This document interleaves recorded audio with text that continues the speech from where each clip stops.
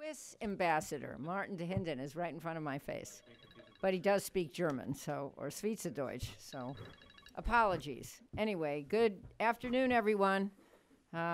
Please come in. I'm Jane Harmon, President and CEO of the Wilson Center, and I had thought mistakenly that this was one of our ground truth briefings by telephone, and I'm so excited that we actually have three of our favorite guests, or one is a half-time Wilson Center person, that would be Robin Wright, plus Aaron Miller in person. Aren't you lucky? They're right here, and we have picked the topic, one of the 3 or 4 or 5 topics of the biggest news week in the history of the world, and certainly Iran is one of those topics. I want to personally welcome Robin back. She was on a quest. She wanted to be on all 7 continents, not all at once, although if anyone could pull that off, Robin could. But I kept getting pictures of Robin in pigtails from Antarctica. And here she is. She's defrosted, and she's back. Anyway, welcome back. So let me just make a few introductory points, since this topic is certainly on my own personal radar and has been for years, but also it is at a inflection point, and I think we're going to learn a lot. All of you are lucky enough to be here to learn a lot. I come from Los Angeles. Some of you know I'm a recovering politician. I served in Congress for 8.5 terms. I left to succeed Lee Hamilton here as President and CEO. Los Angeles is, in case you missed it, called Tehrangeles. There's a reason. The largest Iranian diaspora lives in Los Angeles. And let me make a first point. I have always thought about our relationship with Iran on 2 planes. One is people to people, which I think functions extremely well, and the other is government to government, which I would say has been for a long time extremely challenged. But if you talk to the people in LA who are prominent business people, professionals, a major factor in all parts of life, and who have relatives in Iran, most of them are not fond of the government, but they surely are fond of relatives, friends, et cetera, et cetera. And the Iranian people have a glorious past, and everybody knows that. One of the great civilizations was Persia. And so I think we have to keep that in mind as we talk about whatever strains there are in the relationship. Second of all, I was at the Munich Security Conference about a week and a half ago. Time flies when you're having fun. And my 19th time, 19, and it was called the War of the Speeches. And in 2 calendar days, there were 3 extremely notable speeches. One was by German Chancellor Angela Merkel, who was enormously passionate about her views, which included some criticism of the United States. There was Vice President Pence, who came to tell the Europeans that it was time for them to pull out of the JCPOA. I'm sure we'll hear about this. And that he brought greetings from the President of the United States, and that American leadership was back. I think that's a fair summary of what he had to say. And then there was Foreign Minister Zarif, who was ebullient in the way he presented himself and his views. Surprise, surprise, they didn't exactly align with the Vice President's views. And we were just having a conversation about Zarif's Q&A, but nobody's missed yesterday's event on Instagram, and we're trying to figure out, Robin will know more, I just asked her about whether he has actually resigned and whether the resignation has been accepted.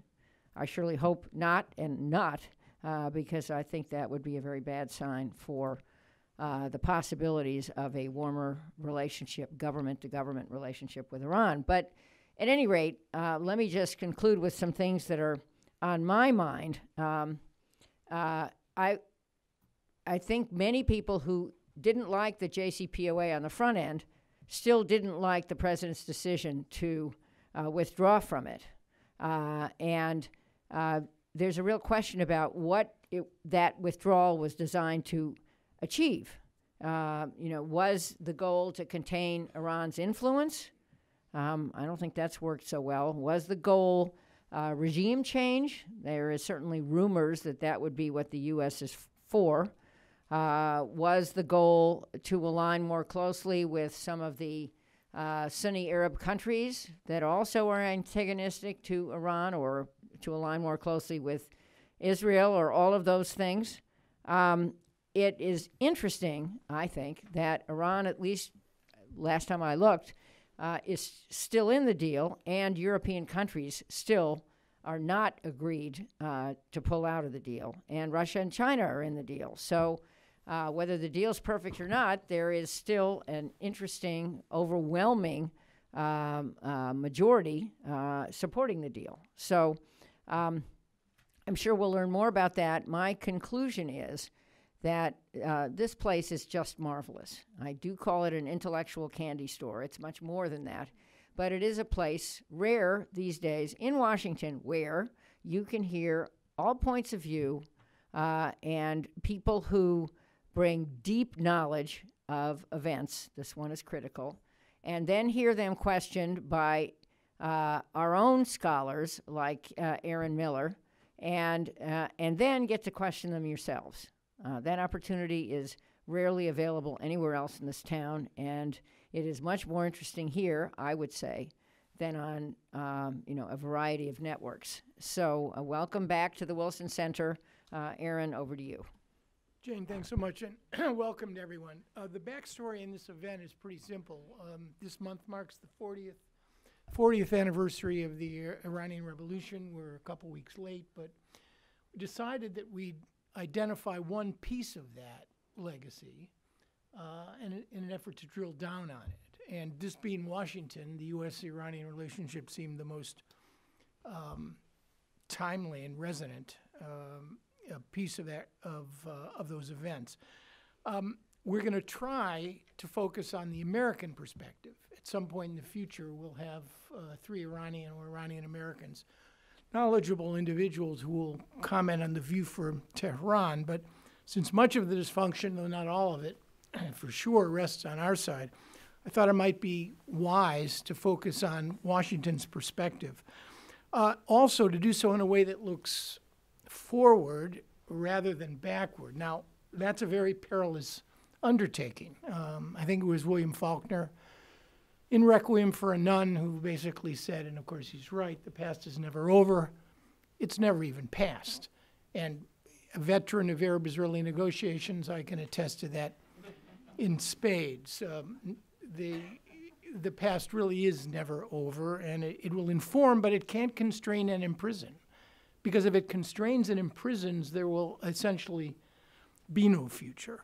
And I think the experience of the last administration, Barack Obama, who negotiated an agreement, however flawed it may be, was actually quite functional. And having been in government for a very long time, Rob and Mike, I think, would testify to this, getting anything done, anything, is sometimes a heroic undertaking. And to do this was really quite remarkable with all of its imperfections, and yet it was a cautionary tale in how fraught the politics, domestic and foreign policy politics of the U.S.-Iranian relationship can become. So the real question to me is what makes the U.S.-Iranian relationship so complicated? Why is it so peculiar? And I use that word for a reason, because if you examine America's relations with a lot of other consequential powers, you see even today in 2019 that the two outliers, the two most conventional outliers, or even pariahs in the pantheon of American foreign policy, Cuba and North Korea, those relationships have changed. You have permanent representation, full diplomatic representation in Cuba. And our diplomacy with North Korea has been ongoing since the early 90s. Robin was on that trip with Madeleine Albright. You've had at least one former president, and I don't know how many U.S. officials, visit not just the DMZ, but North Korea. And yet, the U.S.-Iranian relationship remains in a category all of its own. And my question to our three esteemed panelists is why that is so. So they don't really need any introduction. You know, these three are really quite remarkable. They know Washington, they know government.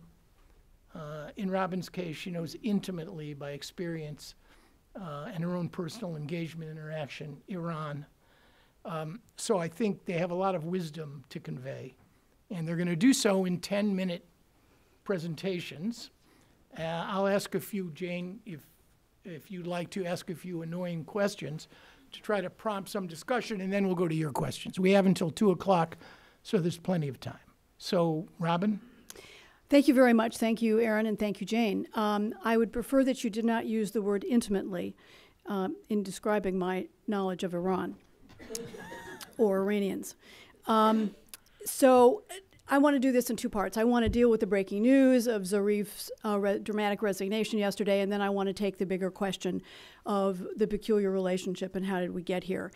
And I've done a lot of reporting with people in Iran who know Iran in the last 24 hours, including in the last couple of hours, talking to people from the foreign ministry. And I think there are 6 basic reasons that Zarif resigned. The most obvious, obviously, is the trouble that he has had since the Trump administration came into office in sustaining the nuclear deal, which has become more controversial in Iran given the hardliners or people who challenge him and his and the president of the country at the moment over the Iran deal, even more ammunition. So that's the obvious one.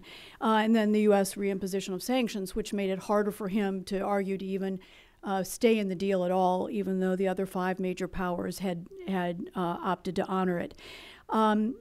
His inability to deal with the pressure from a lot of Western governments to get the release of a Western dual national American detainees in Iran. This is something that is, kind of been out there for those of us who follow Iran, but it's been something that has been a regular drumbeat for the foreign ministry, and he has been incapable of doing anything since that big swap at the time of the nuclear deal in 2015.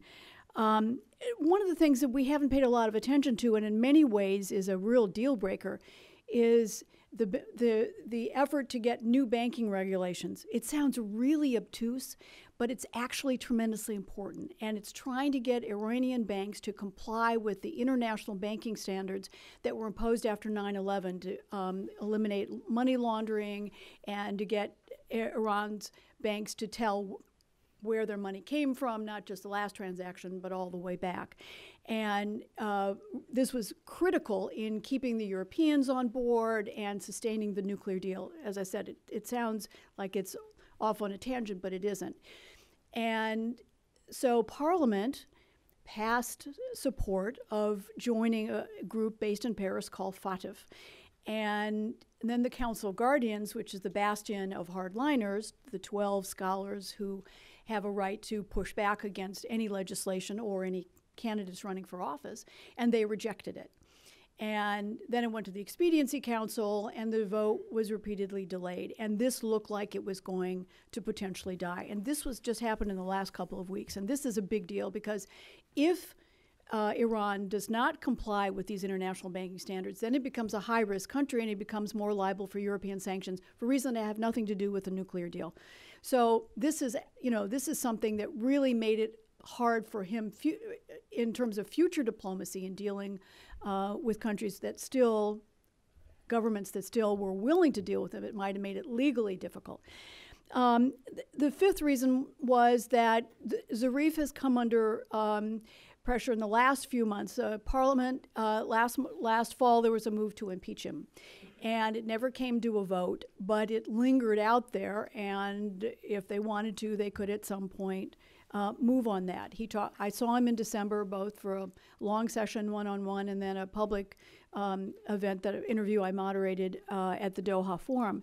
And he talked to me extensively about, that this had never happened before, that a foreign minister had faced an impeachment. Could you turn your cell phone off, Aaron?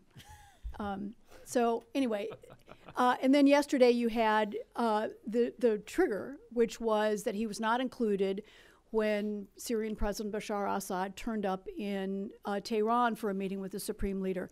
And I am told that President Rouhani was not even notified about the trip until the last minute.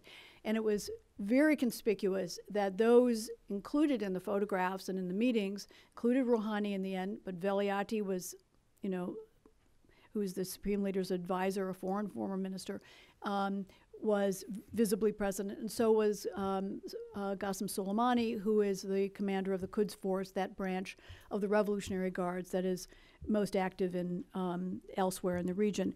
So you could see all of these events coming together. And Jane talked about the Munich conference and security conference and how combative Zarif was, and he was that way to a certain degree in Doha as well. You can feel the tension, and here he is defending his country, and he's facing pressure at home, and you can kind of feel that this is not the same guy who was dealing with John Kerry. In fact, in the Doha forum, he said something about that he and Kerry during those 2 years had spent more time with each other than they had with their wives. Then we get into the bigger picture of what does this mean. Now, today, just before we all came out here, there were tweets from Tehran that Rouhani had rejected Zarif's resignation.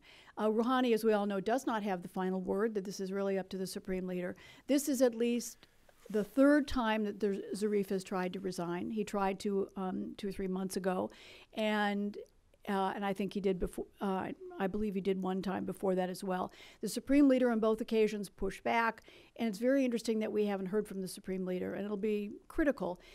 The final 2 years of any administration in Iran is the most difficult time, and I've often said that the most dangerous job in Iran is to be a former president, because when you look at whether it was Rafsanjani, who was banned from running for office again, was disqualified at one point, that Khatami is now banned from being quoted in public, appearing in public, traveling abroad. 2 of Ahmadinejad's vice presidents have been convicted of corruption. One of them is in jail. 2 of Rafsanjani's kids have been in prison. One of them is still in jail. That those who are affiliated with a former president, those who are near to him, Khatami's own brother, who was Deputy Speaker of Parliament, was disqualified from running again, even though he was incumbent. All 15 of Khomeini's grandchildren are now reformers. His granddaughter, who's one of the most active women's rights activists, applied to run for parliament. She's Khomeini's granddaughter, and her husband is Khatami's brother, who was the Deputy Speaker of Parliament, and she was disqualified from running. So, this is a time when, as they mark the 40th anniversary, that there are a lot of questions about the future direction of Iran. And this goes back to the early days of the revolution. And the question that was on the table is Iran, after the ouster of the Shah, a country, the Islamic Republic of Iran, first and foremost Islamic, an Islamic state, or is it first and foremost a republic? And that debate is played out over the years in many ways. Now, Aaron talked about how peculiar the relationship is. The one thing we all need to remember is that for the first 10 months of the revolution, Iran and the United States continued to have relations. And it was not until the takeover of the U.S. Embassy in November 2000, in 1979, that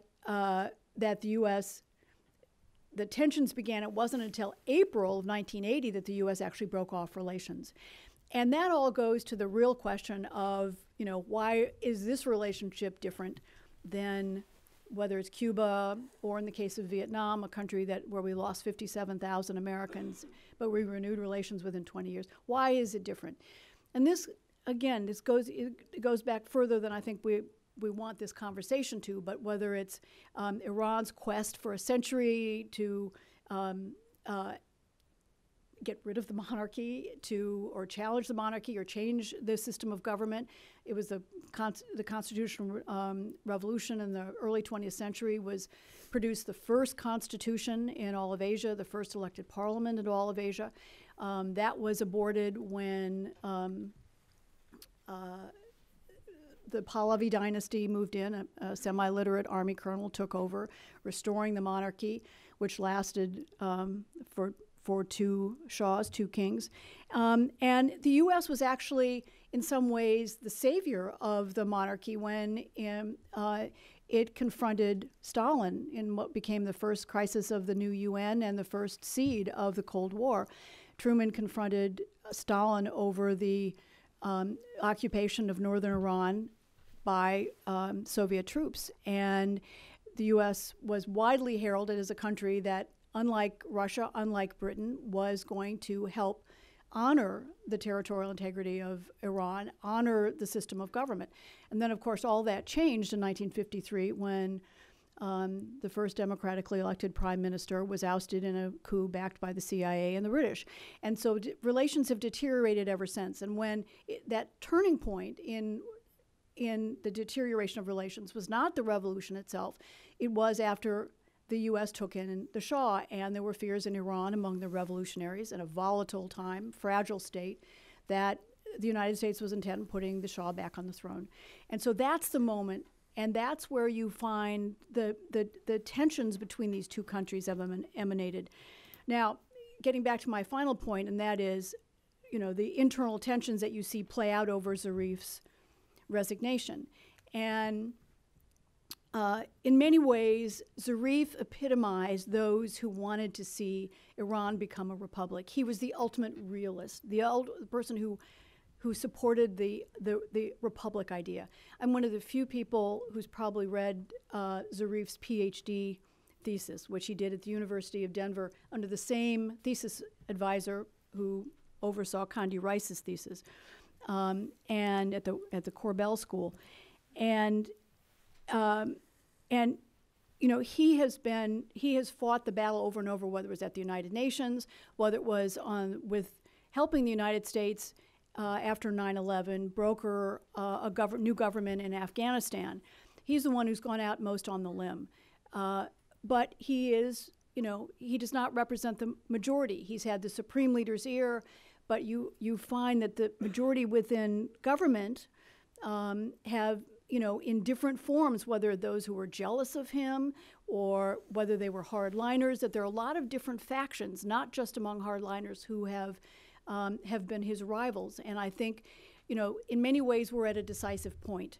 And we saw the same kind of challenge play out at the end of President Khatami's presidency in the last 2 years, and we're in the last 2 years today of Rouhani's presidency, when Khatami became a lame duck and when he offered his resignation. And it was pushed back by the supreme leader, but from that moment on, he was a lame duck. And what's really interesting is to see whether what the supreme leader, whether he weighs in on Zarif, whether he endorses him, tries to push back, and gives him a little bit more leverage to do what he wants to do. I'm not convinced that Zarif will stick to it. I think he's been burned so much, and he looks at the future, and it's pretty dim in terms of achieving anything with anybody. Robin, thanks. We're going to come back to, particularly with you, during the Q&A on the issue of the dysfunction that exists, which has made this relationship, in my judgment, so preternaturally difficult for both parties. Mike. Sure. Thanks a lot, Aaron. It's a pleasure to be here. It's always a pleasure to be on a panel with Rob and Robin. And I'll try to keep my remarks brief and focused, Aaron, on your initial question of why has this relationship resisted efforts at improvement while other relationships have been more prone to it. And I think it is true, and you see this over the course of multiple administrations, that for the most part, I think American policymakers, there's this strain of, we like to be liked, and we like to sort of make up with our enemies in a sense. And you can see this very strongly with President Trump in his meetings just today with Kim Jong-un of North Korea. And I think you can see it with President Obama beforehand, where he said in his campaign he would speak to anyone, and he listed Kim, although he never spoke to him. He listed the Iranians and so on and so forth. I could make a kind of a Seinfeld reference here, but my children have told me that Seinfeld references are now outdated and I shouldn't make them anymore, so I'm not going to do that. So why this one? Why has this resisted all efforts? And there have been efforts at improving this relationship on both sides. I would argue chiefly from the United States side. You had, I think most people here, if you've followed this relationship, will remember Bud McFarlane and the sort of the key-shaped cake in the Bible that he brought with him to Iran, only to be basically stood up by the Iranians. The Iranians themselves, especially in the early 2000s, offered some grand bargain type proposals to the United States under the auspices of Javad Zarif and others. And then President Obama, of course, I think tried very hard to take the relationship in a different direction, at least initially with a nuclear agreement, and I think had hoped that that would simply be the first step, perhaps of many steps in improving the relationship. But none of it has really panned out. Despite the fact that every American president, from Jimmy Carter till now, has had some level of engagement or diplomatic overtures to the Iranians. I think it's obviously there's a lot of factors which play into this, and it's complicated and more complicated than we can really summarize here. So I want to sort of just talk about what I think is at the heart of it, really, and then I'm sure there'll be lots of questions about all the other factors which come into it. And I'm glad that Robin went back as far as she did, because I do think actually you have to go back pretty far in this relationship to understand what's at the root of the current hostility between the United States and Iran. And I would go back to at least the 1950s, but maybe not in the way that most people do. And maybe more in the way actually that Robin was, because, you know, before the 1950s, I think that for the most part, Americans had a pretty positive, were thought of pretty positively in Iran. The interactions were largely positive, but very limited when it came down to it. And when the United States was looking at the sort of crumbling British Empire in the 1950s, we were, I think, concerned about what seemed to be Britain's kind of increasingly desperate efforts to hold on to things like its oil concessions in Iran and Iraq, despite not having really the resources to put into these places. And so there was a sort of increasing rapacity to British policy, and people who are interested in that should read a new book by a guy named James Barr, who's a British writer, who writes about the U.S.-UK relationship after World War II, including in the Middle East, especially in the Middle East. And I think the United States was concerned and largely inclined to support the sovereignty and independence of these states. But then that all sort of turned around, in a sense, and it turned around largely because of the onset of the Cold War and the need to counter the Soviets. Iran, for its part, I think, had not necessarily an anti-American ideology at the time, but already you saw very much the seeds of this kind of anti-Western ideology that had complicated roots. This idea of West toxification, as they called it, in Iran, which preceded this sort of explicit anti-Americanism which you have now. And that, I think, is because Iran has had this tortured relationship with the West going back to the time of the Qajars and so forth. What I think transpired, basically, was that the United States, without really intending to at the time, sort of took over the role of the British, in a sense, in the Middle East, both in terms of our security commitments, but also in terms of being the bad guy for countries like Iran, because we wanted to keep the Soviets out, because we didn't want to see the, especially oil fields or the maritime choke points of the Persian Gulf fall into the hands of the Soviet Union. Robin talked about Truman and Stalin. But there's other parts to this story, like the creation of CENTCOM, the stationing of permanent U.S. Forces in the Persian Gulf and so forth, which are also part of this story. And I would argue that the United States has largely had some pretty continuous objectives in the region, which include things like strengthening our partner governments, stability, more or less, in the region, although we could be accused sometimes of having worked against that aim, and access for U.S. forces, which is still very important to the United States, even though even though oftentimes the conflicts we're fighting for which we require that access are not themselves in the Middle East. They might be in Afghanistan or elsewhere. And I think importantly, this wasn't a region like Europe or Asia where gradually we're sort of handing off responsibility to allies. It's a region where largely we have had to do it ourselves for the most part and haven't had those local allies to be able to sort of pass responsibility to, which is something that kind of frustrates the past couple of presidents, I think, in particular. The Iranians, especially since 1979, have had, I think, objectives and have pursued their objectives with a certain kind of strategy almost directly at odds with the way the United States has defined and pursued our own objectives. So while we have tried to strengthen these partner governments in the region, I think from the U.S. perspective, the Iranians, as part of their strategy, have tried to weaken many of these governments. Why is this? I think that, again, here we go back to 1979 and the Islamic Revolution. Iran doesn't pursue what we would consider a sort of strategy of conventional power projection. They're looking to project power, but not in conventional terms. And that's perhaps the result of the revolution itself, where you had this sort of revolutionary reaction to the traditional sort of instruments of Iranian power, which were largely seen as monarchist or royalist. So instead of the army, you have the Revolutionary Guards and so on and so forth. You have this parallelism inside Iran. And so Iran, instead of operating according to what we would sort of consider conventional norms, has done things like supporting proxies, like Hezbollah. We see Hezbollah as a direct threat to the sort of sovereignty and cohesion of Lebanon, which we consider a sort of partner government. So we've tried to counter Hezbollah. And you see Iran pursuing this kind of strategy all over the place. Yemen, Iraq, Bahrain, to some extent, and even more so in the past. And that's obviously directly at odds with what we're trying to do. You could sort of repeat this across the different objectives I mentioned. We see that as destabilizing. I would argue the Iranians mean it to be destabilizing in a sense, for Israel, for Saudi Arabia, to keep those foes focused on problems on their border and not focused on sort of targeting Iran itself, a strategy which, by the way, maybe we'll get into this in the Q&A, might start to backfire in the near future. When it comes to access for the United States in the region, obviously the Iranians have talked about wanting the United States out of the region, and that's about as diametrically opposed to what we're trying to accomplish as you can get. And so I think it's less a matter of interests per se, because oftentimes people in this relationship will talk about, well, why can't we get along? Because we have these overlapping interests, things like counter narcotics in Afghanistan, things like sort of ensuring that there's a stable government in Iraq or something like that. It's less a matter of interest and more a matter of how are we pursuing those interests? What are the objectives? How do we pursue them? What are the tactics and tools that we use? Those things tend to be diametrically opposed, I think.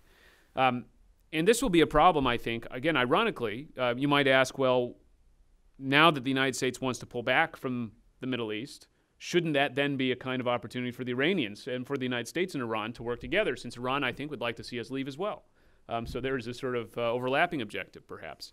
But again, it hasn't worked out that way in practice, and I think that you can look back to President Obama and his strategy and maybe see why. He talked about, why can't we have a balance of power in the Middle East between our friends, for whom I think President Obama didn't have a lot of patience, and the Iranians? And I think his way of trying to encourage that was to sort of maybe step back from what he felt were maybe sort of too strong a commitment to those friends, which emboldened them perhaps to pursue their conflicts with the Iranians. But as we step back, what we didn't get a sort of balance of power starting to emerge. We got more chaos. And I think that's in part because, number one, our friends taking things into their own hands pursued things in ways which we would consider destabilizing, maybe to the best of their ability, but destabilizing. But also because Iran's strategy and the way that it pursues its objectives don't lend themselves to a balance of power. If you're a country in the Middle East and you believe that Iran is trying to meddle within your state, or support groups which are opposition groups within your state, that doesn't lend itself to this kind of interstate balance of power being reached. You have to have sort of a respect for sort of those basic Westphalian norms, let's say, to underpin that kind of balance of power. And you don't see that. And I think that's why this effort to sort of step back, as well as the effort to reach out, has not really worked. And frankly, not to sort of end on a pessimistic note, but when you're talking about the Middle East, that tends to be inevitable. I don't see any real prospect for change here, because I think what it will take is not just the United States deciding we want to sort of pull back or maybe shift our attention elsewhere. It'll take, I think, Iran deciding that it wants to pursue a fundamentally different strategy in the region. When I was in government, we always used to talk about this as a prerequisite for better U.S.-Iran relations, a strategic shift by Iran. We haven't seen that. I don't think there's one on the horizon. And I think until you see it, you're going to see this conflict continue. Mike, thanks. We'll come back to in a lightning round, perhaps, to ask each of you what you think about prospects for the future. Rob Malley, Okay, thanks, Aaron, and thanks to the Wilson Center. I'll try to be brief as well, and really want to raise four main points. The first, you said, it's 40 years of this relationship. It's 40 years of a war between Iran and the United States. I mean, it's different kinds of war, but there was naval skirmishes that led to quite a lot of casualties. There's use of terrorism, use of proxies, use of cyber warfare, economic warfare. On both sides, it's cost, in terms of direct confrontation, you could count the deaths in the hundreds, and if you count proxy wars, in the tens of thousands. So this is, it's not this, the war could get worse and more direct, but there have been casualties, and on both sides it's been viewed as a conflictual relationship, a warlike relationship, almost for the last 40 years. So I think we need to use that as a template to try to understand the relationship between our two countries. That's point number one. Point number two, and Michael just touched on it, this is not a case where Democrats were in favor of engagement with Iran and Republicans were in favor of coercion. Both Republican and Democratic administrations, the last 7, I'd even include President Trump because he did try to meet with the President Rouhani at the United Nations, and according to the Iranians, several times since. Both Democrats and Republicans have engaged in a mix of coercion and engagement, and both have failed. I mean, this is a clear case of bipartisan failure. The verdict is clear. If the goal was to have a more normal relationship with Iran, and it goes from President Carter, President Reagan, President Bush, President Clinton, President Bush, President Obama, and now Trump. Each one of them, and you could go down the list, has tried at one point to engage, at one point to sanction, sometimes doing both at the same time, sometimes using, as I said, these different forms of warfare, but at the same time trying to see what can be done through engagement. So not a case, it's a case where we have a lot of raw material to see what works with, and for the most part, what doesn't work, and it's not a case of partisanship. Third point is the answer to your question in a way. Why is that? I mean, what's so special about this? Part of it, and we've spoken about the history, and I think there's a lot to that. We could even add much more. I mean, the relationship was born between the Islamic Republic and the U.S. It was born in situations that certainly don't lend themselves to a happy future. The hostage crisis, well, even the U.S. role and the relationship with the Shah, and before that with the ousting of Mossadegh. The Iran-Iraq war, I mean, we haven't mentioned that, but that is just as the hostage crisis is such a defining event from the U.S. perspective, the Iran-Iraq war, where Iran was facing Iraq backed by everyone. I mean, it really was Iran almost by itself, with maybe Syria on its side, and the U.S. backing Iraq, and Iran feeling isolated against all of its enemies. That had a very profound psychological impact on everything that Iran has done since, not just vis-a-vis the U.S., but vis-a-vis the region. This is not to justify, but I think we have to take that into account. And when a relationship is born with all of this as background, it obviously hardens in terms of those tendencies harden over time.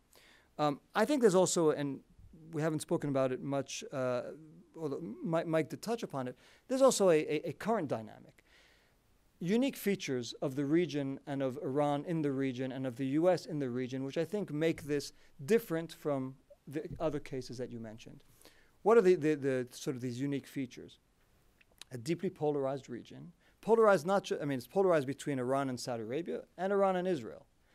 And so deeply polarized region in which Iran wants to play a bigger regional role.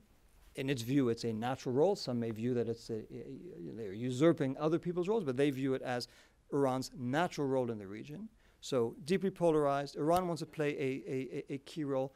And it's a region in which the U.S. has deep strategic interests. Interests vis-a-vis oil, vis-a-vis support for Israel, and vis-a-vis counterterrorism. So you combine those three, and Iran being on the other side of the equation vis-a-vis the U.S. on most of these issues. You don't have that with North Korea. North Korea is not a major regional actor.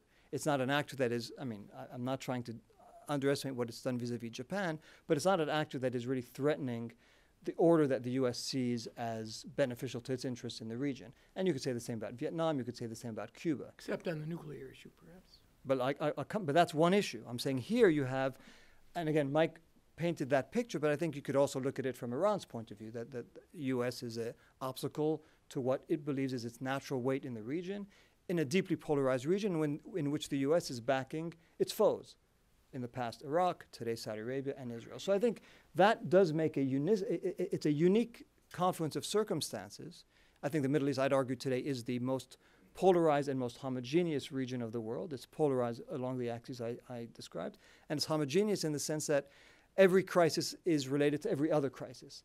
Israel to Syria to Lebanon to Iraq to Iran to Yemen to Saudi Arabia. And so I think that combination really makes it much more difficult to disentangle and to say, we're going to normalize the relationship with Iran. So that's the third, my third point, which is why I think this is so special. And the fourth point is where does one go from here? And is there a future, as you said? There obviously is a future. The question is what kind of future it's going to be.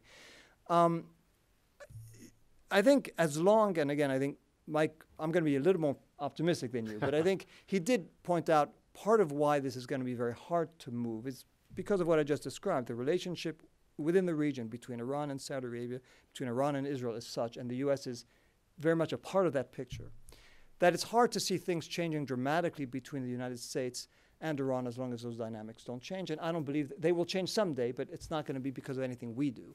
It's going to change because of natural evolution, either Iranian politics or maybe, again, I'm less pessimistic than Mike is in terms of how Saudi-Iranian relations may evolve over time. Iran-Israel, I may be as pessimistic.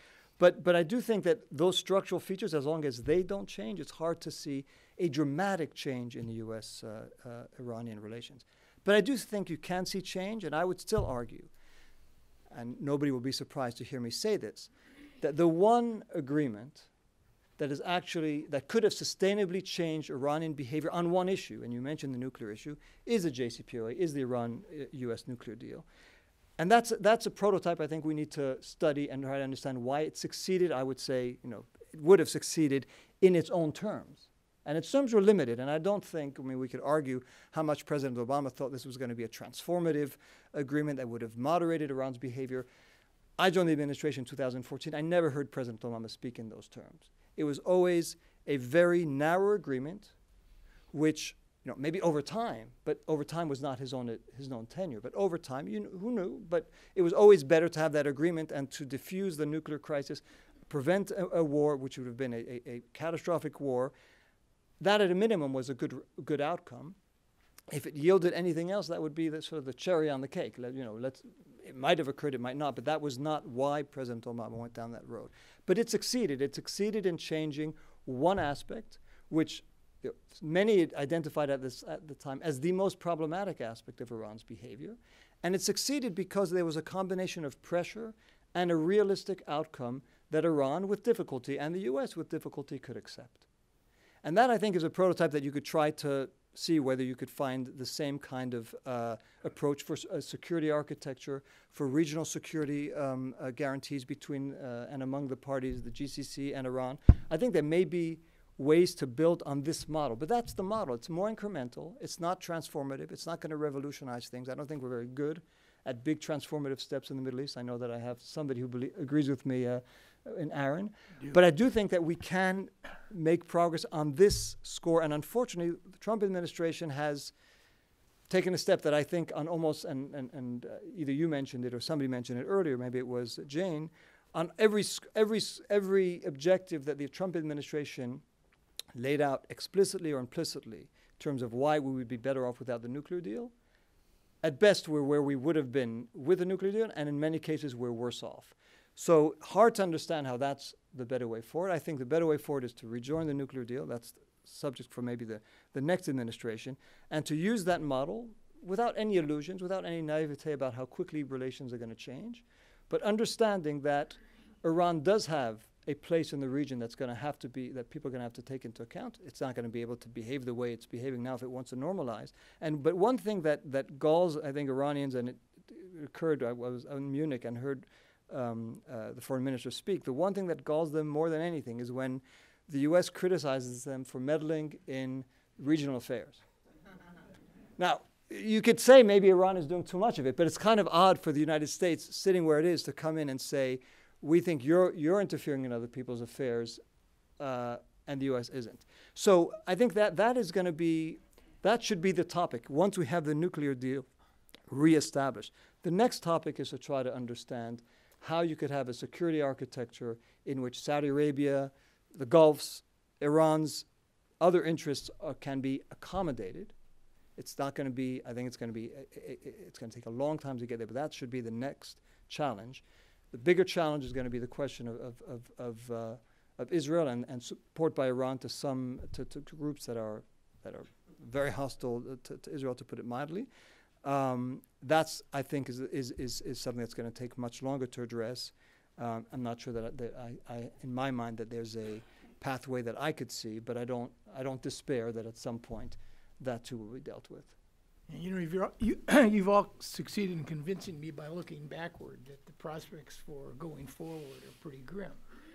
In large part, and this is precisely what I wanted to get at, and you've essentially played into the argument, I think. The past is never over, it's never even past. And that remains the central feature and problem of this relationship. If you looked at, and I don't know about incremental movement, what do you do with adversaries driven by profound ideological, societal differences, underscored or overlaid with profound security challenges, which we do not agree? Usually, the path is more transformational than transactional, Rob. It occurs in Nixon to China, Sadat and Begin. But Aaron, you just mentioned, I'm sorry to interrupt, but you mentioned cases like Cuba, North Korea, Vietnam. Those are transformative? Well, I mean, the North Korean, they have different views. The North Korean jump may well prove to be. I don't know. I don't want to prejudge it or not. All I'm suggesting is you need pain and gain to transform relationships between entrenched adversaries. And you need an interaction between a persona, a leader, and a set of circumstances which somehow changes. If you look at these breakthroughs, it's risk. Both parties are prepared to do something they've never been prepared to do. They have a reason to do it. In the case of the nuclear issue, you've argued that in fact is a good focal point, and you need reciprocity. Both have to somehow be perceived to have given something. Now, we'll see with Trump and KJU whether or not all three of those factors would apply to create the grounds for a real change in the relationship. I just do not see in the US Iranian piece of this how you get from where we are now to a better relationship, a fundamental inflection point where you at least set those relations on a more stable, reliable path. So going forward to each of you, let's pretend you had an administration in Washington that was interested. Maybe this one is. What are the ingredients that would be required to set the US-Iranian relationship? If it's not a breakthrough, then on a different path, which is more stable and secure? Or is it simply impossible to identify what those elements might be? Mike? I mean, so I'm listening to your question, Aaron, and I just wonder if I buy the premise in the sense that, international relations, I think, means you deal with the governments that exist around the world. I don't believe in going around the world and trying to transform other societies or governments. And I think when we start to go down that road, we get ourselves into trouble. And there's different ways to go down that road. There's the kind of, Iraq 2003 way, and then there's, Rob doesn't want me to say the JCPOA, sort of President Obama way, but there is that way too, this idea that we can somehow, by offering the right agreement, empower a certain faction, and that will change a society. I'm just not a believer in that. I don't believe it either. I tend to think you have to deal with the world as you find it for the most part, and if change is going to happen in these societies, I think it'll largely be driven by domestic and maybe regional factors, and less by our kind of turning the policy dials, as it were. I think that the two key ingredients to American policy toward these types of countries, or frankly other types of countries, are, let's just say, for the sake of this argument, diplomacy and deterrence, right? I would deal with Iran going forward by saying, look, to the extent Iran is doing things and engaging in policies which are damaging for U.S. interests, challenging the United States and so forth, we should be prepared to impose a cost. on Iran for doing that. To me, that's deterrence. Iran has to believe there's going to be a cost for challenging the United States. But we should also practice diplomacy, which means that where Iran is prepared, or any other country is prepared to cooperate, to do things that serve our mutual interests, serve our interests, there should be some incentives for that, and we should be prepared to look for those solutions using diplomacy. I think that where you see this breaking down is that oftentimes you've had administrations that don't want to use diplomacy or aren't creative in using diplomacy. You can't fault the Obama administration for that, but you can certainly fault other U.S. administrations for that. But then you also see a breakdown in deterrence, where, and I think here I do fault, say, the Obama administration, but also multiple administrations before that, where we've never really been able to bring ourselves to imposing a serious cost on Iran where they're challenging our interests. You look at the situation today, and the question is, what is the cost to Iran for what it's doing in Syria? What is the cost to Iran for what it's doing in Lebanon, in Yemen, in Iraq? And it's hard to identify that. Part of that is because they don't have that much to lose, frankly, because the relationship is so poor to begin with. Part of that is because we just don't really want to get any more involved in these situations for the most part than we are already. And yet we're also not using diplomacy very effectively. So I think that, to me, it comes down to those two Ds, diplomacy and deterrence. How do you use those things? Rather than, say, thinking about, well, let's try to forge an agreement that solves all of our issues. I think that's unrealistic. I mean, name an adversarial relationship that has ever been solved that way. I don't think it happens, personally. So you'd confront when it's in our interest, and you cooperate when it is. Absolutely. That would be your overriding prime directive to guide the U.S. policy toward Iran. That would be my prime directive for American foreign policy. Eminent sense. Well, we're clearly not doing it. Robin. So I think you're looking for an algorithm that just doesn't exist. Every country, every society is different. And I think one of the things we forgot in this discussion is that we're dealing with a revolutionary environment still. And Crane Britton's Anatomy of a Revolution is very, helpful in understanding that you go through phases, and we had all hoped that Iran had reached that fourth phase of normalcy, whether it was under President Khatami in that kind of reform era or under President Rouhani, and it clearly hasn't reached that point. And so, again, we're looking at kind of reason and Western logic in looking at a revolutionary society that has its own domestic politics to play out and to settle down on what the revolution is going to be about and what kind of society it leaves behind. And the other factor is, we've talked about sanctions and so forth, but when you look at utopian ideologies, be it Soviet communism or ones that try to purify society like apartheid, they fail ultimately because they're unaffordable. Communism in the Soviet Union was no longer viable in a globalizing world. Apartheid was simply too expensive to create three sets of models for black, white, and colored people, whether it's healthcare, suburbs, schools, everything. And Iran has that benefit of having oil resources in a way that Cuba and Vietnam and others haven't. So it has endured longer, hasn't needed the United States or better to end its pariah status or reach out to the world. China, after 30 years, engaged with the United States. So Iran has a different dynamic, and that's why looking for the precise algorithm of what it takes to better relations. Sometimes you need to just let a revolution play out. I highly recommend Jason Rezahian's piece I'm not sure it's in the paper, I think it's just online, and he wrote it overnight about what it's, his view of both Zarif and the revolution at the moment. He has, needless to say, as someone who spent 544 days at Evin prison, he kind of loathes the system. But he also talks about why Zarif being removed from the scene may not always work to our advantage. And I think that, again, we're looking for blacks and whites at a time that this is all grays and all in transition. And what does it take? Sometimes we look for what are the things we can do, and sometimes you've got to let it play out as it is on the ground and step back.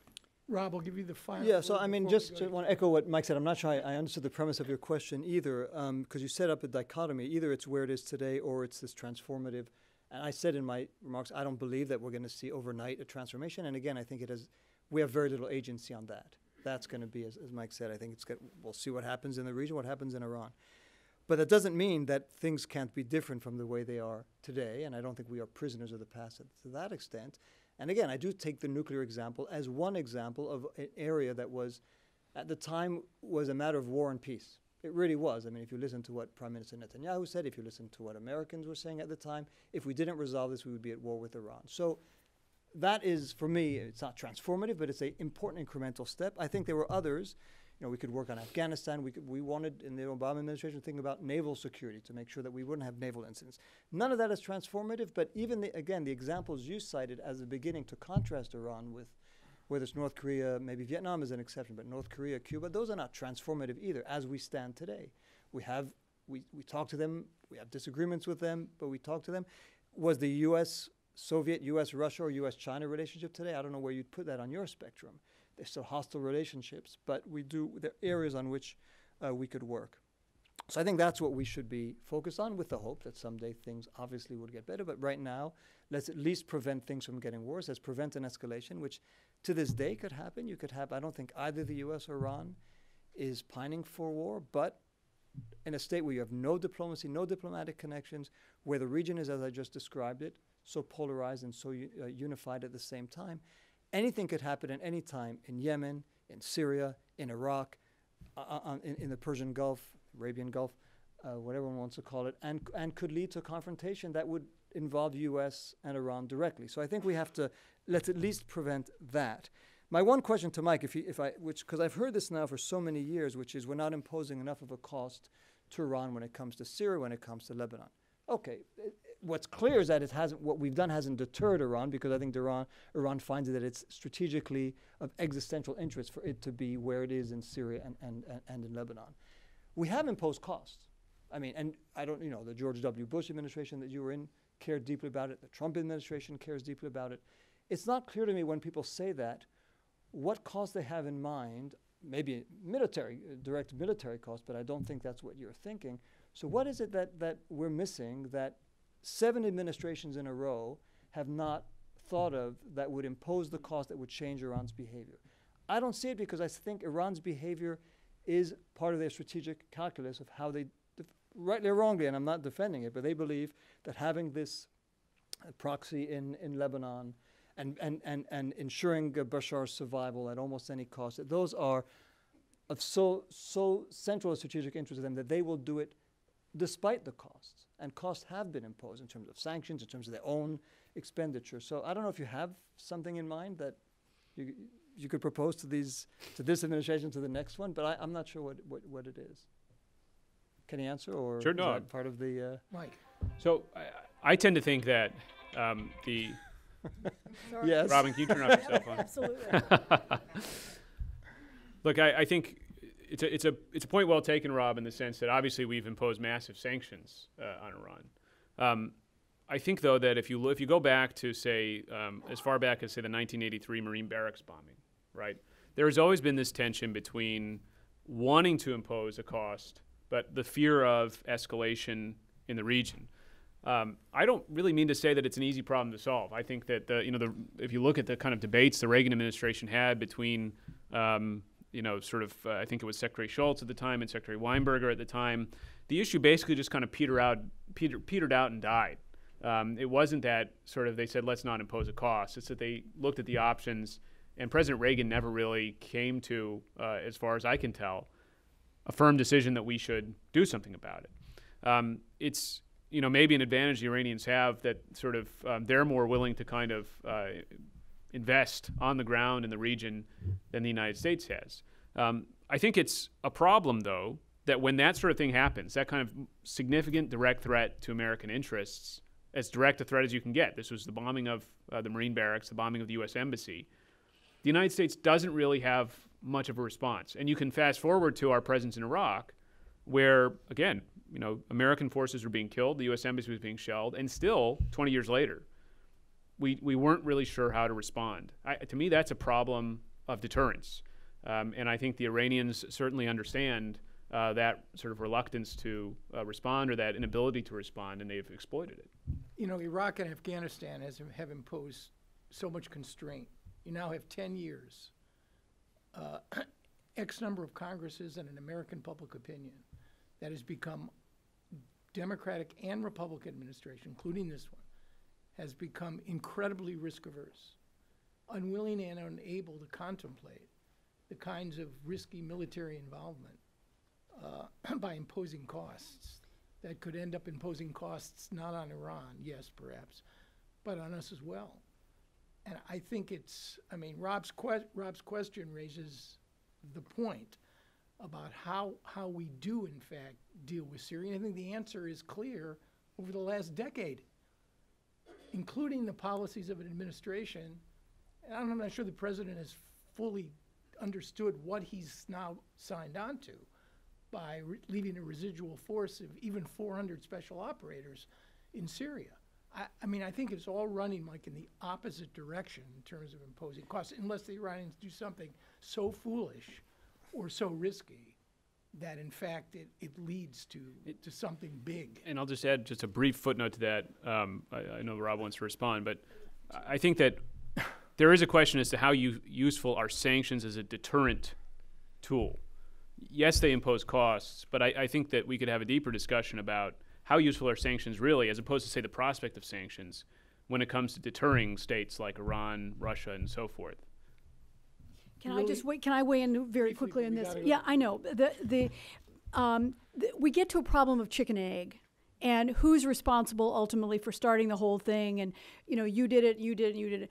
I lived in Beirut when the Marine bombing went off, and it was and the French were bombed at the same time, and the French sent warplanes to bomb the Bekaa Valley, where the nascent cells of Hezbollah were based. Weinberger.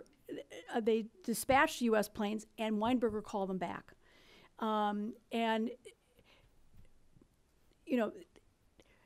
you're right in a way that we kind of are not savvy enough to know how to respond to these things. The Iranians have been much cleverer, wilier, shrewder, more manipulative, Machiavellian, whatever, in pushing our buttons and getting back on us through proxies in ways that it's really hard for us to respond. Do we want to get into what is a war with a proxy force in another country that we're allied to and start something with Syria? I mean, we're terrible at gaming in the Middle East on every front.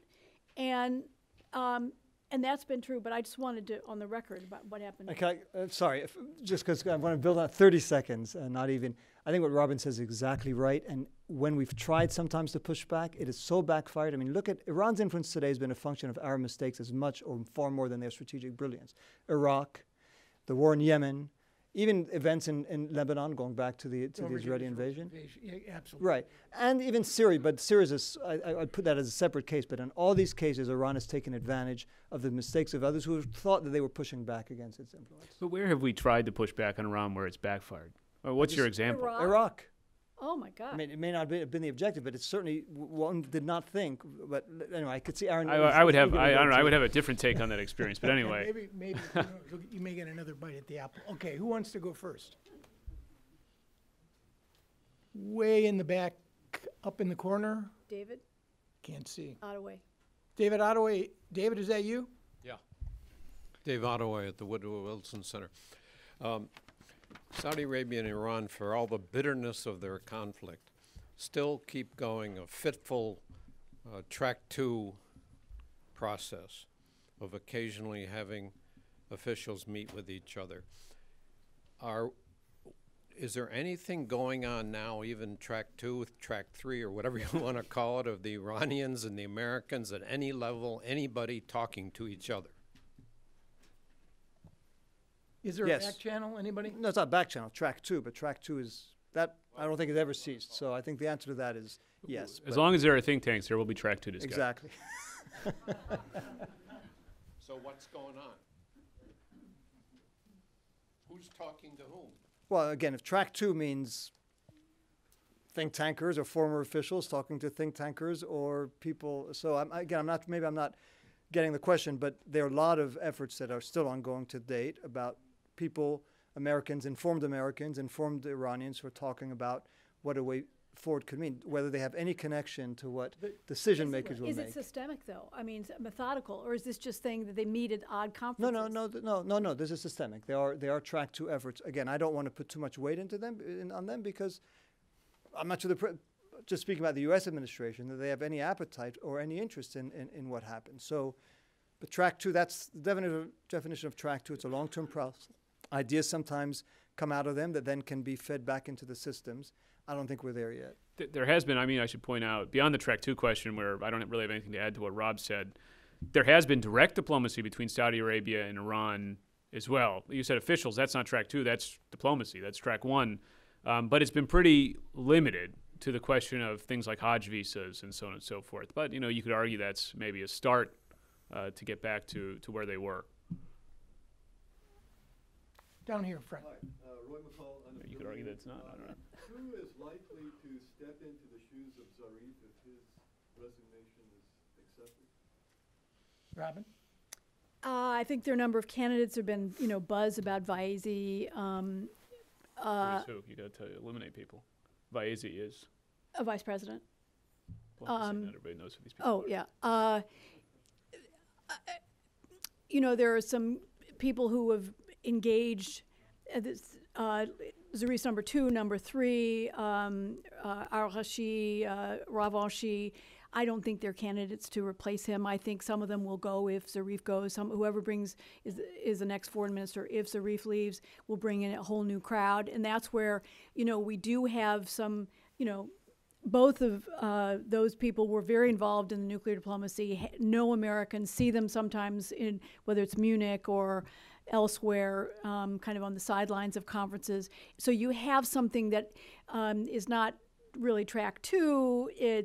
But there's still, knowledge of each other and discussion, even if deeply informal, never, acknowledged. And so the issue is not just Zarif, it's kind of that crowd of people who are immersed with the United States. Yes, in the middle here. Uh-huh. Thank you. Robert Werner, the Werner Group. Could you all talk a little bit about the MBS situation and the impact on Iran and U.S.? I'd only lead with the obvious comment that the risk for us and the game in which we are now being drawn is precisely the one we should not be playing. This administration has decided to play into the Iranian-Saudi rivalry in a way, in my judgment, that really extracts or removes all of the flexibility and the maneuverability that we need in order to deal with what arguably could be more of a balance of power strategy toward Iran and Saudi Arabia. We have recklessly endorsed and acquiesced in MBS's policies, which have undermined our interests, undermined our values, and frankly emptied the U.S.-Saudi relationship, in my judgment, of meaningful reciprocity. Saudi Arabia is at best a partner of the United States with which we share episodically, I might add, interests, and with which we share almost no values. So, it seems to me that if you wanted an anecdote, you want to get the Saudis' attention, you can open up a dialogue with the Iranians. That's clearly beyond even a back channel, serious dialogue. But we're either unwilling or unable to do that. And I very much agree with Mike's notion of confronting when we need to and cooperating when it serves our interests. We're not doing that. I guess I would just add, I think that usually when people ask this question, it's really about Yemen when it comes down to it. I think that oftentimes the way we talk about Yemen in Washington is mistaken. And this idea that it's primarily a Saudi-Iran conflict. You got to remember that this started essentially with, and it started under the Obama administration. The Obama administration decided to support the Saudi-led coalition, the Saudis, Emiratis, and other GCC states which intervened in Yemen. It started with essentially the Houthis overthrowing internationally recognized government and violating multiple power sharing agreements and then taking the capital militarily, right? And so the Obama administration, I think, and I won't speak for them, but my impression is that they threw their weight behind this Saudi-led coalition and a UN Security Council resolution that essentially, backed the internationally recognized government because they saw this as a legitimate action, right? However, obviously, now many years have passed, and there's been sort of not much resolution to the conflict, and the fear is that, in fact, Iran has been able to increase its influence and its foothold in Yemen as a result of the conflict. And now there's a desire, and partly as a result of that, and partly as a result of the civilian casualties and humanitarian disaster, to bring the conflict to an end, or at least to kind of push it into a political rather than military phase.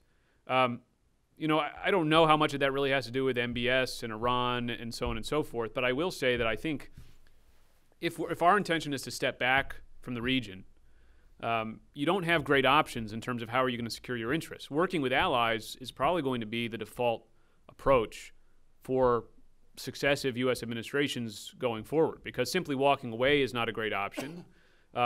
Kind of just uncritically embracing your allies is probably not a great option. So there's going to have to be something in between, which looks like trying to kind of support and coach and mentor those allies and so forth.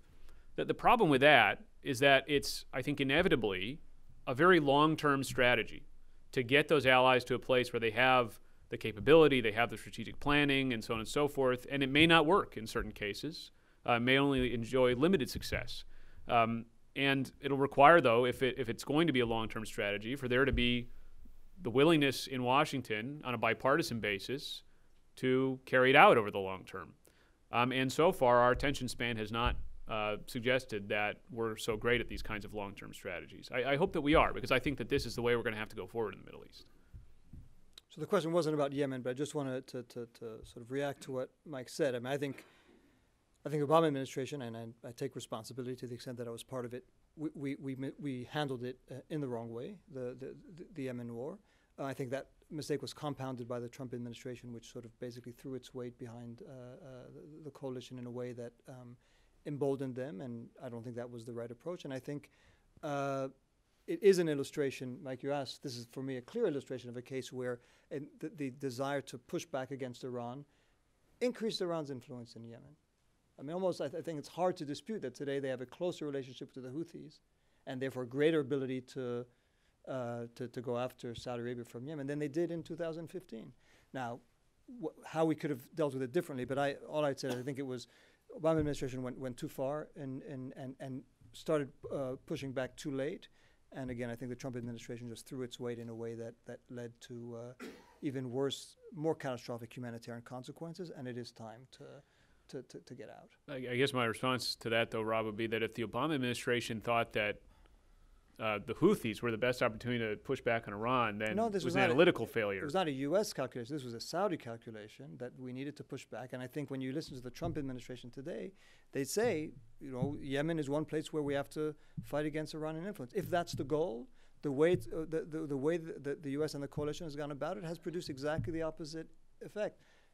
Different question, what could have been done differently, but I think it's hard to dispute, maybe you would, but it's hard to dispute that if the goal, and it is a stated goal by the U.S. and by the Saudis, that we have to go after Iranian influence in Yemen today, that doubling down on the war, which doesn't cost Iran much at all, and which has increased its influence vis-a-vis the Houthis, I don't see how that was the right path to follow. You're being kind. I mean, to who? No, you're being kind with respect. I mean, if the Saudis, the great container of Iranian influence in the region, really were, we wouldn't see what was going on right now. Which the reality is, we are indirectly helping the Saudis expand opportunities for the Iranians, not contract them. I don't think I disagree with that. So I don't know how I was being kind, but maybe you're more direct. That includes the boycott of Qatar as well. Okay, next. Yes, right here. Michael Waller, I'm with the Wilson Center National Cabinet. Two quick questions. Is there any rational, well-meaning narrative that you could attach to the Iranian government's aspirations for their people or the threats that they perceive to those attaining those aspirations? And then two, if diplomacy were to be pursued, kind of following up on David's question, are the Omanis still in a position to help facilitate any of those conversations as they did in the lead up to the JCPOA? What about Michael's question on the Omanis? Let's take that one. So I think the answer is, in a sense, the answer is yes, because the Omanis have, generally speaking, a good relationship with most of the parties in the region. So that, I think, is what kind of situates them to play this brokering role. But it has to start with a desire by the parties to actually get together, right? So, and that's the question. If you wanted to start a diplomatic process, I think you'd actually have multiple options of potential kind of mediators, interlocutors, go-betweens, and so forth. The Omanis might be one, but it has to start with that desire to actually have that kind of process. Can I just quickly answer the other question, which I think is important, and my organization, the International Crisis Group, our job, we try to put ourselves in everyone's shoes. So we did write a report recently trying to understand from Iran's perspective what its foreign policy was about. It doesn't mean we endorse it, that we accept their explanation, and we would do the same with the Saudis, with the US or others. But in the Iraqi case, in the Iranian case, again, it's a nation that felt the isolation in their 10-year horrendous war against Iraq, where nobody came to their defense, where they do feel like they are surrounded, maybe by wouldn't believe that they have any responsibility in it. We may feel differently, but they feel surrounded by enemy nations, Saudi Arabia, Israel with a nuclear arsenal, the U.S. both in Afghanistan and in Iraq, although Iraq I think they feel more comfortable about. And so they felt that, and I think that's what Mike was getting at, their form of defense of the regime, not talking about the well-being of their people, but of the regime, is a forward projection of their power to make sure, to quote what I think President Bush said, that if we're going to fight over there, not here. So if we're going to kill them, or if they're going to get killed, it's going to be our proxies are going to be killed, whether in Lebanon, whether in Syria, whether in Yemen, or in Iraq. They're not going to attack us on our borders. And so I think there is a way of understanding what they're doing. It's not irrational. It could be highly criticized, but it's not irrational that a country that is, if you look at their military expenditure compared to the GCC, it's a factor of 1 to 10. And so that's why they would say they need their ballistic missiles, because it's their one cheap means of defense against conventional arsenal and other countries' nuclear arsenal that are far greater. Can I add one thing? We talk a lot about the Shiite crescent, and it's a term that was originally used in an interview I did with King Abdullah in 2004. And there is clearly emerging, kind of that connection from Tehran to Beirut. But when you talk to the Iranians, they talk about how strategically lonely they are, that there's a Sunni circle surrounding their country from all, whether it's, South Asia, the Arab world, the former Soviet republics, and none of them, ethnically, only one linguistically similar. So, it's understanding their perspective. And the thing that really going back in history is how paranoid Iran feels, even though it's, was a first great empire and all that, is that it became a Shiite country as a political decision as the Ottoman Empire was expanding in the 16th century. Did it not because of any religious belief, but they were afraid that the Sunni Ottomans were going to absorb Persia, and one of the ways of making themselves different, giving them a different identity, holding Persia together, was to become Shiite. And that's one of the reasons the loyalty to Hezbollah and the Lebanese Shiites is so strong, because they went to the Lebanese Shiites to Shiitize Iran. And so this is not to condone any of their activity, but it's to kind of explain that they feel as a minority in terms of being ethnic Persians or being a minority as Shiites, that they feel, threatened. And it's not just the 8-year war, it was also the use of chemical weapons, repeatedly verified by the United Nations. And the outside world not only didn't do anything, but they wouldn't even take in the victims, those civilians who were victims. And today there are still people dying of low-dose chemical weapons from the Iran-Iraq war. I've been to the hospital, the old American hospital in Tehran, and interviewed some of them. And it's like spooky how long this stuff can last, and how many, over 100,000 have now died as a result of chemical weapons. So there is a reason for their paranoia, even if you can't justify as a result anything they've done. Yes. Josh Kaufman, unaffiliated. Now that Assad basically has won the civil war, ISIS territorially is defeated, the United States is withdrawing, what is Iran's long-term goals in Syria? Is it to keep their pipeline open to Hezbollah, to have a physical front line against Israel? I mean, are they staying? Are they going? What do you project Iran in Syria in the future? I mean, I would argue it's forward defense in a way. I mean, the Assads have maintained relations with Iran and the Assads for almost 50 years. And it's in part, I think, an effort to avoid Sunni encirclement. And there's an ideological offensive component as well, which raises the question of what role Israel actually plays in Iranian ideology and tactics in the region. The notion that Syria could be used as a forward operating base against Israel, the so-called land bridge, which is the reason we're keeping our 400 troops, will be divided 3 ways. A third in Manbij, a third in Tanf, which is where the critical connection point of the Iraqi-Syrian border becomes, and then northeast Syria near the Turkish border. That's a trope and an icon for this administration. There's no question, and a large part of it's driven by Israeli needs and requirements. So I think it's a mix, and I think they're there to stay. And people who analyze this seriously talk about all kinds of religious, social, political connections and infrastructure that the Iranians want to leave behind. Robin. Yeah, there's Syria was the only Arab country that really backed Iran from the beginning. And so there's that loyalty, too, of you helped us survive, we'll help you survive. And I think the worrisome part is these missile conversion kits. Again, it sounds obtuse, but these are things that the Iranians are sending into Syria to convert imprecise rockets into very precise missiles. And the question is, are they doing this to have assets, missiles to target Israel, or are they doing the conversions in Syria to have a secondary place to fuel or to provide weaponry for Hezbollah? Either one is very ominous.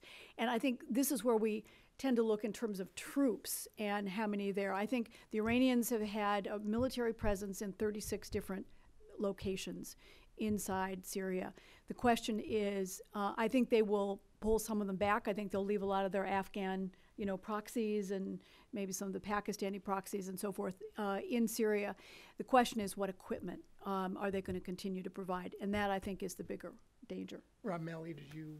I saw a few raised eyebrows. No. I mean, the Iran-Syria relationship is the oldest, most durable inter-regional relationship of any. So I think that's part of it, and obviously as a means of access to Lebanon and to Hezbollah and all the reasons that were given. I think it's a very solid relationship. It doesn't mean that it's a always smooth one. There have been real differences between the two countries that we could go through the list of cases where they were actually, they fought violently through proxies in Lebanon, and their allies on both sides were killed by their respective proxies.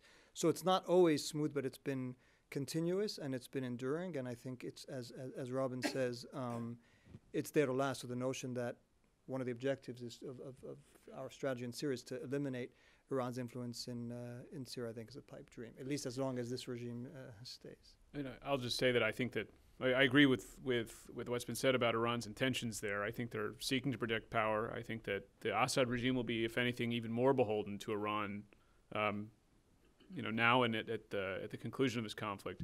But there's one part of this which I think hasn't been mentioned, and that's corruption and the economic linkages. As this sort of security state in Iran looks to benefit tremendously economically from these sort of occupations and positions of power in these countries, whether it's Iraq, Lebanon, not today, but potentially in the future, Syria as well. We probably could squeeze in one more question.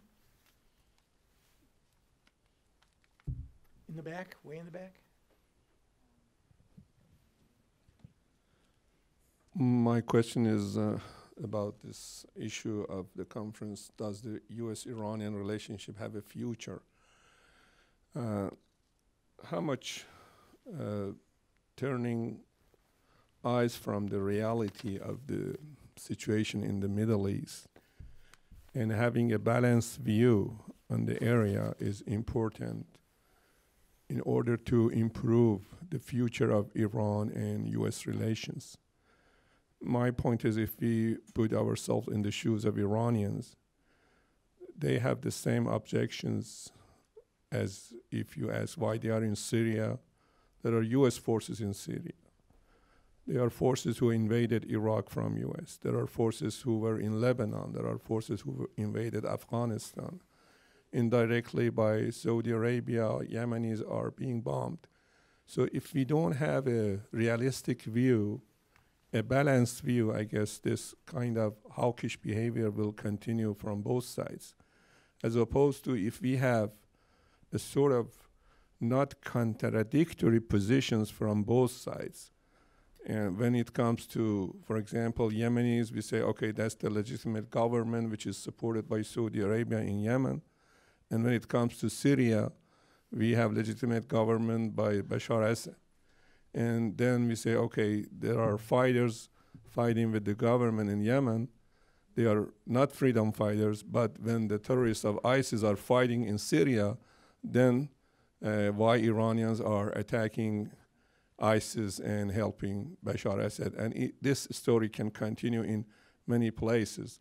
When US is trying to invade in Venezuela, and then we say why the government of Maduro is not allowing the humanitarian aids arrive in Venezuela. The same thing when the humanitarian aids are coming to Hodeidah harbor in Yemen, and the US allies Saudis are not allowing those. Same thing also in Iran's JCPOA agreement when the Europeans are trying to open some accounts for Iran and US. Yeah, I understand the question, and I think it's fair to say that American policy, having worked for Republicans and Democrats, is filled with contradictions, hypocrisies, anomalies, mistakes of, in the case of Iraq, extraordinary proportion. I mean, there's no question about that. So if you're looking for a fair and balanced or objective view of the region, I'm glad I added the word objective, fair, balanced, and objective, you may not find it. What you're going to find is an American view, and an American view filled with inconsistencies. Sometimes we do really well, and we can actually make situations better.